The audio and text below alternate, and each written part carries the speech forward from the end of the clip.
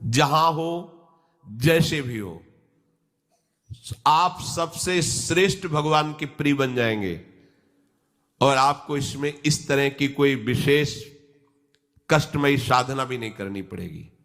श्रीमद् भागवत में कहते हैं, अहो बत स्वपचतो गरीयान यज्जिह्वाग्रे वर्तते नाम तुभ्यम। ध्यान दीजिए, ते पुस्तपस्ते जुहुवुः शश्नुरार्या ब्रह्मानुचूर्णाम गृणन्ति ये ते। जिसके जिह्वा में राधा राधा राधा, श्री हरि राधा, राधा कृष्ण, राधा वल्लभ, राधे श्याम, या जो राम कृष्ण हरि शिव नाम जो तुम्हारे गुरुजी ने दिया हो या जो तुम्हें प्रिय लगे, मन से नहीं कह रहे, यज्जिह्वाग्रे वर्तते नाम तुभ्यम, जिसकी जीव के अग्रभाग में ऐसा स्वभाव बन गया है, चल रहा है नाम, नाम जप करे। बोले अहो बत स्वपचतो गरीयान, यद्यपि वो स्वपच है फिर भी गरीयान, वो सबसे श्रेष्ठ है। हरिराम व्यास जी ने कहा कि रैदास जी की चरण धूल के सामने करोड़ों ब्राह्मण नहीं है, क्योंकि उनकी जिह्वा पे निरंतर हरि का नाम विराजमान है। इसीलिए यहां ब्रजवासी सब ब्रह्मा से भी परम पवित्र और श्रेष्ठ माने गए हैं। व्यास मिठाई विप्र की तामे लगे आग, वृंदावन की स्वपच की जूठन खाइए मांग। हे बड़े मस्त हैं ब्रजवासी। प्रातः काल एक बार मंगला करके श्री जी की जा रहे थे, तो एक माई ठेलिया में कूड़ा करकट से भरे मस्ती बिहारी जी के पद गा रहे थे। जपे जा राधा राधा नाम, बसे जा श्री वृंदावन धाम, मिलेंगे कुंज बिहारी ओढ़ के कांवर का। ठेलिया से कूड़ा के लिए रोका और कुछ भेंट दिया, चरणों में प्रणाम किया। ये है हमारे वृंदावन की स्वपच है, जिनकी जिह्वा में बिहारी बिहारीन जी का जस बसा हुआ है, परम पावन श्रीधाम वृंदावन की परिचर्या में लगी हुई है। तो व्यास मिठाई विप्र की तामे लगे आग, वृंदावन के स्वपच की जूठन खाइए मांग, क्योंकि ये हरि प्रेम प्रदान कर देंगे। किसी की सामर्थ्य नहीं कि संतों के माथे पे हाथ रख दे। एक ब्रजवासी का छोरा छोटा सा हो, उसके पैर चो कोई भी हो ऐसे लबा के हाथ, जा बाबा, और उसको जब प्रणाम किया ना, भैया लाडली जी कृपा करे तो पे बाबा, हृदय निहाल हो गए। ये आशीर्वाद कौन दे सकता है? देखो बरसाले के गोसाई पर चरण छुओ, सीधे लाडली जू से ऐसे हाथ करके बात करते हैं, लाडली जू। आपको विश्वास नहीं? अगर विश्वास कर लो तो लाडली जू उनके करकमल से सेवित है, वो जो कह रहे हैं वही लाडली जू करेंगी। भोरी सरकार है, पर हमें मनिलता मन की होने के कारण इन सब भावों पर विश्वास नहीं रहता। कह रहे कोई भी तपस्वी उसकी समानता नहीं कर सकता। जिसकी जिह्वा के अग्रभाग पर है, उसने सारी तपस्याएं कर ली, सारे तीर्थ स्नान कर लिए, भागने की जरूरत नहीं, राधा राधा बोलो। सारे तीर्थ स्नानों का फल तुम्हें उसी क्षण मिल जाएगा जो तुम्हारी जिह्वा के अग्रभाग पर श्री हरि का नाम, प्रियाजू का नाम विराज। सारे वेदों का अध्ययन कर लिया, अब उसे कुछ अध्ययन करने की जरूरत नहीं है। जो बड़ी बड़ी तपस्याओं से, तीर्थयाटन से, वेदाध्ययन से, यज्ञ आदि से गति मिलना दुर्लभ है, वो तुम्हें नाम से प्राप्त हो जाए। कौन हो, कहां हो, कैसे हो, कोई प्रश्न नहीं। जैसे हो, जिस परिस्थिति में, जिस विषय में फंसे हो, वहीं से तुम्हें नाम उठा के महात्मा बना देगा, तुम्हें धनवान बना देगा, यशस्वी बना देगा। तुम तेज से संपन्न हो जाओगे। नाम का तेज, भगवान नाम का तेज है, प्रताप है भगवान नाम का। एक बार नाम आप बसा के तो देखो हृदय में, जोर से आलाप लोगे नाम का, प्रकृति का परिवर्तन हो जाए। अरे स्वामी का नाम है, सुमीर पवन सुत पावन नामू अपने बस करी राखे। जपहि नाम जन आरत भारी, मिटहि कुसंकट होय सुखारी। इदम ही पुंसस तपसः श्रुतस्य वा, स्विष्टस्य सूक्तस्य च बुद्धिदत्तयोः। अविच्युतोऽर्थः कविभिर निरूपितो, यदुत्तम श्लोक गुणानुवर्णनम। बड़े बड़े वेदनिष्ठ ब्रह्म ऋषियों ने निश्चय किया है कि भगवान के नाम का निरंतर जप गुण कीर्तन, इससे बड़ा कोई तप नहीं है, कोई वेदाध्ययन नहीं, कोई यज्ञ नहीं, कोई ज्ञान या कोई दान इससे बढ़कर के नहीं है। बस प्रभु के नाम में तुम्हारी प्रीति हो जाए। कलिम सभाजयन्त्यार्या गुणज्ञाः सारभागिनः, यत्र संकीर्तने नैव सर्वः स्वार्थो भी लप्यते। न हृतः परमो लाभो देहिनां भ्राम्यतामिहि, यतो विन्देत परमां शांतिम नश्यति संस्कृति। ये कलिकाल किसी को बख्शेगा नहीं, अगर नाम जप नहीं तो बुद्धि को भ्रष्ट कर देगा। इसका प्रभाव है कपट, चतुरता, बेईमानी और पापाचरण में रति, इसका प्रभाव है। कली इन दोषों से संपन्न है, पर एक इसका महान गुण है, जिसकी जिह्वा पे प्रभु का नाम होगा, इसके कोई भी दोष उसका स्पर्श नहीं कर सकते, और कली स्वयं भयभीत हो जाता है जिसकी जिह्वा पे नाम है। इसकी एक बड़ी प्रशंसा है, 10,000 वर्ष तपस्या करने पर जो फल मिलता है, 24 घंटे निरंतर नाम जप करने से मिल जाएगा। कलयुग की ये विशेष महिमा है। हम लोगों को भगवत प्राप्ति बड़ी सहज है। दाहिने पैर के अंगूठे के बल हाथ उठा के ऊपर से बोले कितने वो 10,000 वर्ष, ऐसे 10 सेकंड नहीं खड़े हो सकते अपने लोग, नहीं, दाहिने पैर के अंगूठे के बल हाथ उठा के 10 सेकंड नहीं खड़े हो सकते। और वो अवश्य भगवान की प्राप्ति की बात नहीं कही गई, वो अलग अलग कामनाओं की अलग अलग लक्ष्य। 24 घंटे नाम कीर्तन करने से वो फल प्राप्त हो जो उनको 10,000 वर्ष ऐसे करने से। कलयुग का बड़ा प्रताप है। जो तुम स्वार्थ की पूर्ति चाहते हो या परमार्थ की पूर्ति चाहते हो, या तुम रोग का नाश चाहते हो, तो एकमात्र उपाय है भगवान के नाम का निरंतर जप करो। निरंतर शब्द में बड़ी कठिनता है, महात्मा जन इसी का प्रयास करते। अव्यावृत भजनात्, ये सिद्ध अवस्था है निरंतर भजन। आपसे निरंतर ना हो तो थोड़ी थोड़ी देर में स्मरण करने का अभ्यास बना लीजिए। एक बार सत्संग में कि अगर 5 मिनट में एक बार राधा बोल दो, कि हर 5 मिनट में एक बार राधा बोलना है, राधा 5 मिनट फुर्सत करो, चिंतन या कार्य जो कर रहे हो, पर 6वां मिनट न लगने पावे फिर 5 मिनट राधा। एक दिन आप देखना निरंतर नाम चलने लगेगा। इससे विषयों के प्रति जो आसक्ति है वो एक बार तो बढ़ेगी। होम्योपैथिक दवा जैसे नहीं, रोग एक बार उभरेगा, आपको लगे, वो बढ़ती नहीं है, अंदर छुपी हुई निकलती। ध्यान से सुनोगे तो प्रश्न खत्म हो जाएंगे। अपने लोगों के प्रश्न रहते हैं, जब भजन में बैठते हैं तो बड़ा मन चंचल होता है, बड़ी गंदी बातें आती हैं, ये वो। हम भी कह रहे हैं, जब आप नाम जपना शुरू करोगे तो पहले आपको जलन होगी, आपके अंदर ये विकार दिखाई देंगे, पर ये आते नहीं हैं, ये जाते हैं। धीरे धीरे इनका शमन हो जाएगा। और जब कभी आपको ऐसा लगे कि अब नाम जपने में हमारा एकाग्रमन नहीं हो रहा, तो बहुत सुंदर उपाय है, ताली बजाकर नाम कीर्तन करने लगो। अपने को विजय प्राप्त करना है मन पर और विषय भोगाभ्यास पर। और ये ऐसा नहीं कि ये नाचना गाना है सब, ऐसा नहीं, इससे भगवान की प्राप्ति हो जाती है। जितने बड़े बड़े महान भक्त हुए सब नृत्य करते थे। मीरा जी रात रात भर नृत्य करती गिरधर के सामने। नरसिंह मेहता की करताल प्रसिद्ध थी। चार भक्त साथ है, करताल लेकर नाचते गोविंद रीझ जाते हैं।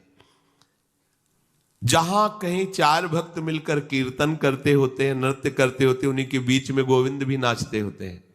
हमारी अभी दृष्टि मायाकृति, इसलिए हम देख नहीं पा रहे। प्रह्लादस तालधारी तरल गतितया चोद्धव कांस्यधारी वीणाधारी सुरर्षि स्वर कुशलतया राग करतार्जुनो भूत इंद्रो वादीन मृदंगम जय जय सुकराः कीर्तने ते कुमारा यत्रागे भाववक्ता सरस रचनया व्यास पुत्रो बभूव। एक बार इन बड़े भक्तों का मिलन हुआ। श्री प्रह्लाद जी, उद्धव जी, नारद जी, सनक सनंदन जी, सुखदेव जी आदि। अब इतने बड़े महापुरुष एकत्रित हुए तो बोले भगवान को बुलाया जाए प्रगट में।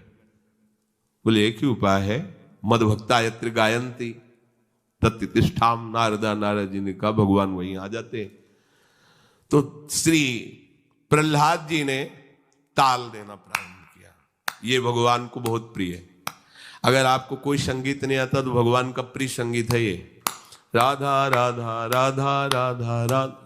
ना किसी की जरूरत है और ना किसी के सहयोग की। ले भाई ढोलक हारमोनिया अगर नहीं बजा लेते हो, कोई राग नहीं आता, हम कह रहे कोई राग नहीं, राधा राधा राधा राधा ताल की, ये हमारा ताल बज रहा है। ये बहुत बहुत ही काम की बात है। आप मान लीजिए, आपको मन लगाने के लिए बहुत बढ़िया उपाय और भगवत प्रसन्नता का बहुत बढ़िया उपाय। जहां आपका मन न लगे, शुरू आप देखना मन लग जाएगा। उद्धव जी ने मंजीरा उठाया। अब मंजीरा सब कोई न बजा पाए तो ऐसे ही उसको करते हो, राधा राधा राधा जय जय राधा वल्लभ श्री हरिवंश राधा वल्लभ से वो आ जाएगा बजाना। हम ये देख रहे हैं कि प्रभु समस्त कलाओं से युक्त है और आप उनका गुणगान करो तो सीख जाएंगे। इतनी बड़ी बच्ची है, स्कूल ही नहीं गई, पूरी चतुरासी जी कंठस्थ सुधा निधि। आश्चर्य है, सुधा निधि के श्लोक बोलने में व्याकरण पढ़े हुए भी लड़खड़ा जाएंगे और ककहरा नहीं पढ़े, गई नहीं स्कूल। ये सर्वाश्चर्य में सकल विद्या विदित रहस्य श्री हरिवंश हित। हमारी स्वामिनी सकल विद्या विदित है, आश्रय निर्मल हृदय ने लिया, वाणी प्रकाशित है। श्री चतुरासी जी कंठ। हम तो आश्चर्य पर सर्वाश्चर्य में स्वामिनी जो, इसलिए क्या नहीं आपको ज्ञान हो जाएगा। आपको क्या पता नहीं चल जाएगा। जब प्रभु का पता चल गया तो सब उन्हीं में समाये हुए, सब ज्ञान आ जाएंगे। श्री उद्धव जी ने मंजीरा उठाया और नारद जी का प्रसिद्ध वाद्य यंत्र तो वीणा जी है ही, और अर्जुन जी राग आलापने लगे।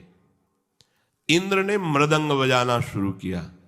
सनक सनंदन बीच बीच में जय हो, ये कोई हंसी मजाक नहीं जैसे कीर्तन में आप लोग बोलते हैं जय हो जय हो जय हो, आप बोलते ना, ये साधारण बात नहीं है। भगवान बहुत प्रसन्न होते इससे। बोले ये सनक सनंदन सनातन सनत कुमार बीच में नाम कीर्तन में जय ध्वनि बोलने लगे, जय हो जय हो, और सुखदेव जी भावभंगियां प्रकट करने लगे। जीव ही एक कीर्तन और नृत्य हुआ तो बीच में देखा प्रभु प्रकाशित हो गए। तासा मावीर भूत छोरी स्मयमान मुखाम जा पीतांबर धरासरक भी साक्षान मत। और वो भी कोई खड़े ले हुए, वो भी तो नटवर नागर हैं, सकल कलाओं में प्रवीण। तो प्रभु नृत्य कर रहे हैं, भक्त जन आसपास मृदंग में। कैसा आनंद! ये जो आनंद आपको आता है, तो आनंद कौन है जानते हो? श्री कृष्ण। सच्चिदानंद रूपाय, उनका रूप क्या है? आनंद। आपके हृदय में उमगल, सबके हृदय में भगवान आ रहे हैं। पर बोले हमारा अनुभव नहीं हो रहा, मलिन यंत्र है, यही करते रहो। थोड़ा आनंद आया ना, अब पूरा आनंद आ जाएगा। और जिस दिन पूरा आनंद आया उस दिन से फिर तुम्हें कोई घसीट नहीं पाएगा। माया का जो आकर्षण है। भगवद आदि पुरुषस्य नारायणस्य नामोच्चारण मात्रे निर्धूत कलिर्भवति। जो प्रभु श्री हरि का नाम उच्चारण मात्र करता रहता है, कोई भी कलयुग का दोष उसके अंदर। कलयुग बड़ा सूक्ष्म विषय है। देखो, गर्भ में ही जिनको भगवान का साक्षात्कार हो गया था, वो परीक्षित महाराज देखा कि एक जो शूद्रवत आचरण करने वाला पैर से मार रहा है, डंडों से मार रहा है बैल को, बीच बीच में लात। ये ध्यान रखो, किसी को भी पैर से कभी, सब में श्री भगवान है, कभी ऐसा दंड विधान किसी के लिए हो जैसा, पर ऐसे सहज में किसी को अपने पैर न लगे। अपने लोगों का परमार्थ है ना, कोई अगर लेटा हुआ है तो उसे नांगने की जरूरत नहीं, घूम के भले चले जाओ, नहीं उससे प्रार्थना करो कि आप पैर हटा लीजिए। ये ऐसे किसी को नांगना, किसी के पैर मारना, ये सब गंदे आचरणों में आता है। ये भक्तों के द्वारा ऐसा नहीं होता है। हमें तो आश्चर्य हुआ, पूज्य श्री चंद्रशेखर बाबा के एक जो अंग सेवी थे, उन्होंने बताया कि बाबा का श्री चरण एक बार हमारी पादुका को छू गया, तो बाबा पादुका को ऐसे छू के ऐसे, हम कहा अरे बाबा हम मर गए, ये क्या हमारी पादुका? बोले अब तुम थोड़ी हो, तुम तो हरि के शरणागत वैष्णव हो गए। अब वैष्णव की पादुका पूज्य होती है, उसमें पैर कैसे? बाबा के वो शिष्य हैं और बाबा उनकी पादुका को, ये है भाव, वैष्णव भाव, ये भगवत भाव। हम गुरु हैं, चेले का तो ऐसा नहीं, पूज्य हो गया, वो भगवान का दास हो गया।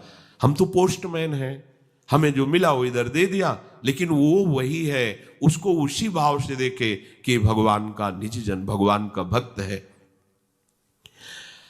लात से मार रहा था, डंडों से मार रहा था, उनका रुक जा, हमारे राज्य में कोई हमारे ऐसे धर्मयुक्त पशुओं को दंड दे और मेरा भय ना हो, ऐसा कौन पैदा हो गया? नजदीक गए तो जब देखा कलयुग ने कि ये तो प्रचंड काल रूप है, भगवत भक्ति से संपन्न थे, तुरंत उसने पाग उतारी चरणों में, महाराज रक्षा कीजिए और मुझे भगवान ने ही सेवा दी, अब मेरा समय आ गया है, अब मैं राज्य करूंगा। अच्छा तेरा समय? कलयुग? जी हां। देखो उसका परिचय कहां से हुआ? अधर्माचरण से ही।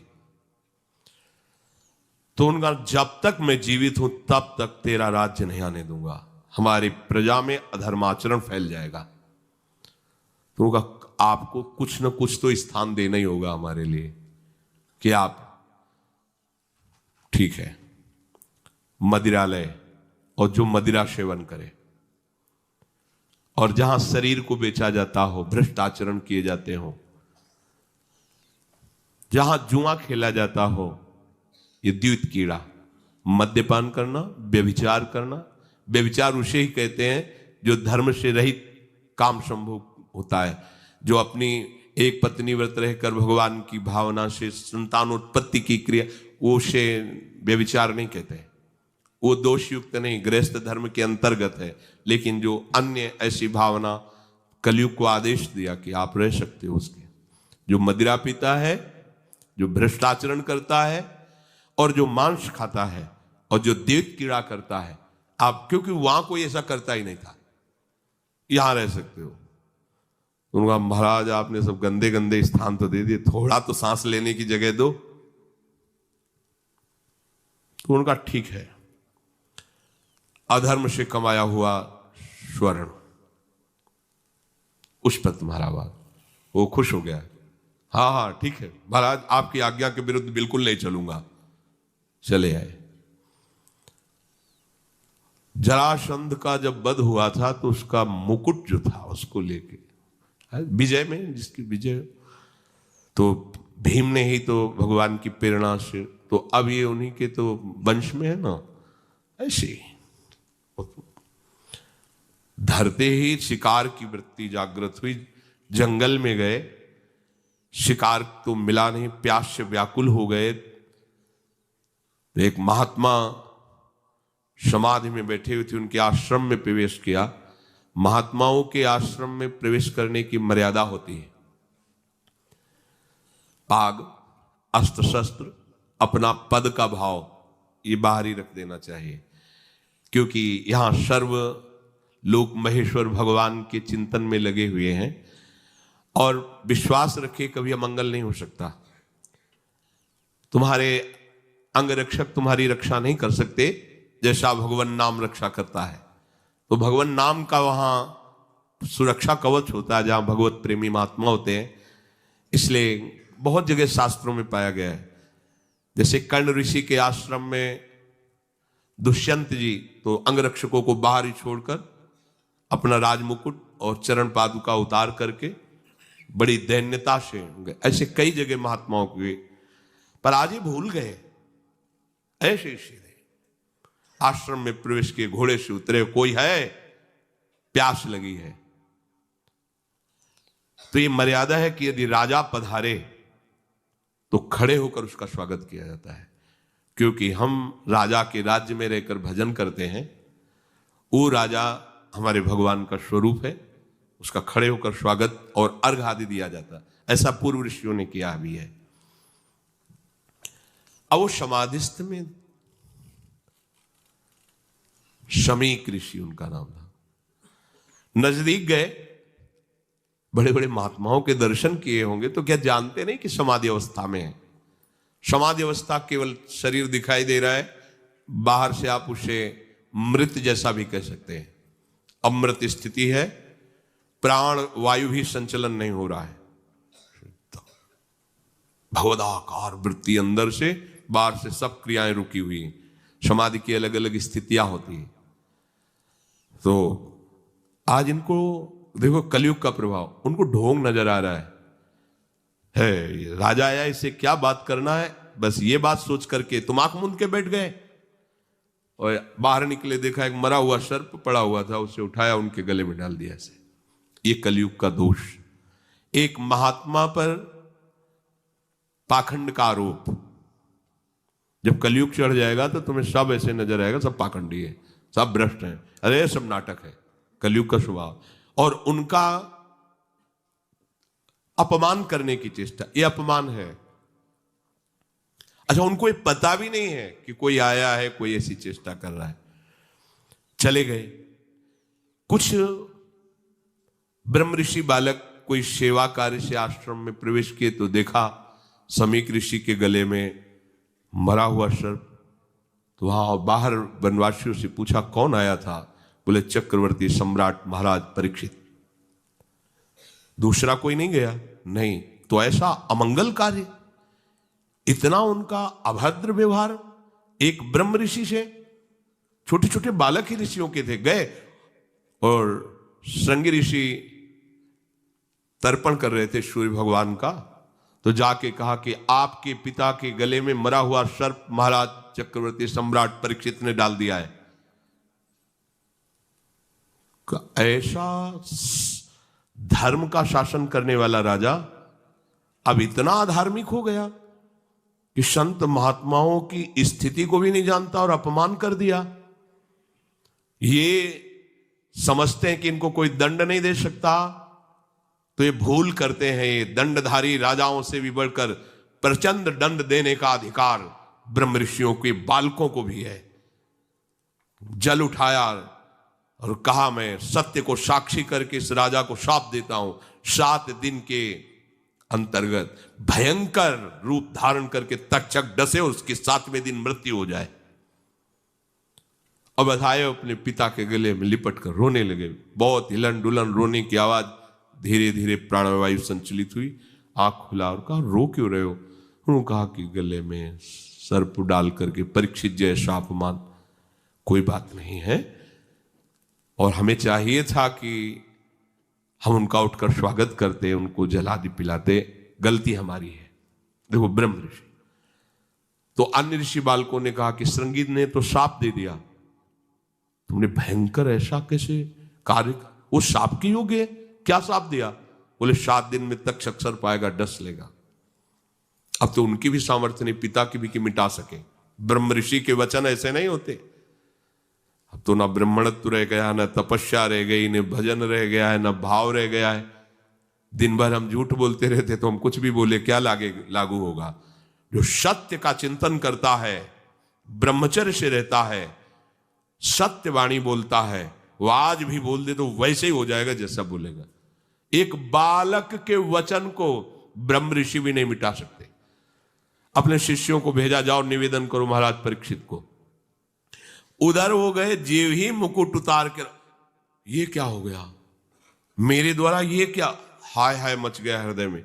मैं किसी महात्मा के साथ ऐसा व्यवहार कैसे कर सकता हूं, भगवान मुझे दंड दे।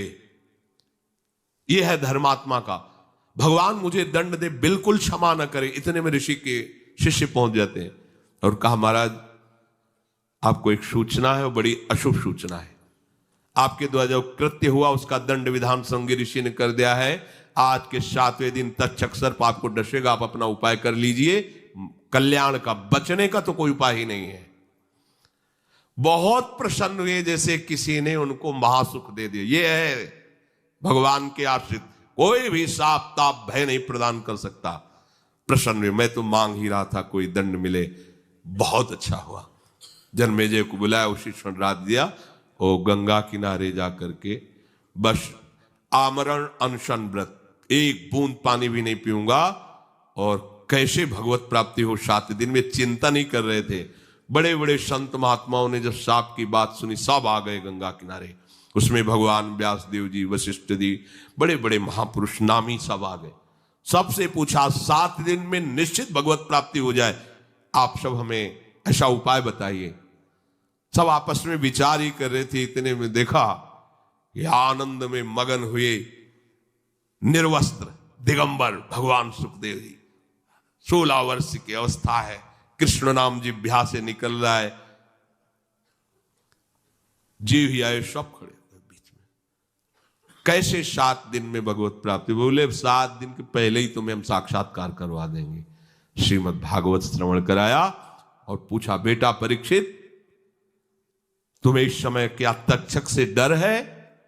तो उनका, नहीं भगवान, आपने मुझे ऐसी स्थिति प्रदान कर दी कि एक तक्षक क्या करोड़ों महाकाल का रूप धारण करके भी आवे, मुझे कोई डर नहीं, क्योंकि मैं ऐसी स्थिति को प्राप्त हो गया हूं, मृत्यु मुझे छू नहीं सकती। उठे और चल दिए।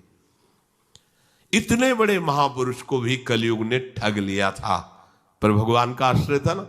तो कह रहे हैं कि कलयुग का बिल्कुल भी प्रभाव उसके ऊपर नहीं पड़ेगा जो नाम जप करता रहेगा।